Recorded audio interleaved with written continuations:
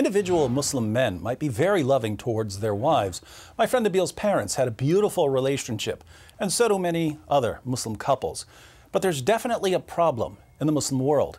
In 2009, the Organization for Economic Cooperation and Development released a report on gender equality and social institutions.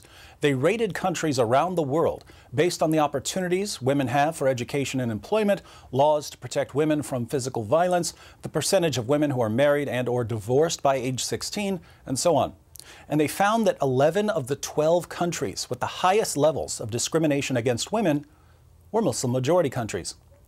A similar study in 2014, conducted by the World Economic Forum using their own criteria, concluded that 19 of the 20 worst countries in the world in terms of the gender gap between men and women were Muslim majority countries. When you have a problem like this, you have to ask, why do so many Muslim countries have the same problem, namely high levels of discrimination against women? And what these countries have in common is their belief in the Quran. Let's look at 3 verses so we can see the source of the problem. Surah 2, verse 282 of the Quran is a long verse dealing with contracts, but there's an interesting part in the middle of the verse that says, "And get 2 witnesses out of your own men, and if there are not 2 men available, then a man and 2 women, such as you agree for witnesses, so that if one of them, one of the 2 women, errs, the other can remind her." The Quran says that if 2 men aren't available as witnesses, then get a man and 2 women. Here we find the Islamic principle that the testimony of a woman is worth half the testimony of a man. Why is this? Muhammad explains in Sahih al-Bukhari, where he says that the testimony of a woman is only half as reliable as a man's testimony because women are intellectually deficient. They're stupid.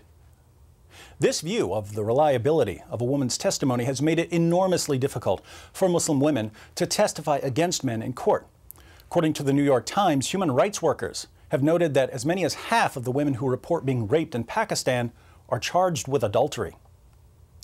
Another disturbing verse is Surah 2, verse 223, where Allah tells Muslim men, "Your wives are a tilth for you, so go to your tilth when or how you will."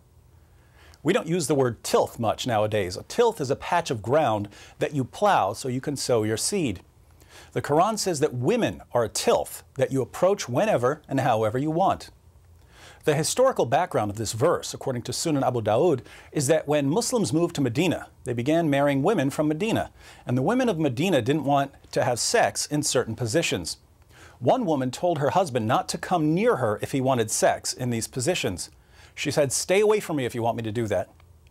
The issue was brought to Muhammad, and Allah's response was Surah 2, verse 223. "She's your tilth, your field for sowing your seed. Plow her however you want." Notice the wife has no right to refuse her husband's sexual desires. Let's consider one more verse. Some women aren't as quick to obey their husbands as Allah and Muhammad demand, so what are Muslim men supposed to do about rebellious wives? Allah answers in Surah 4, verse 34. "Men are in charge of women because Allah hath made the one of them to excel the other, and because they spend of their property for the support of women. So good women are obedient, guarding in secret that which Allah hath guarded. As for those from whom you fear rebellion, admonish them and banish them to beds apart and scourge them. Then, if they obey you, seek not a way against them." If your wife doesn't obey you, you warn her, banish her to a separate bed, and beat her until she does what you say.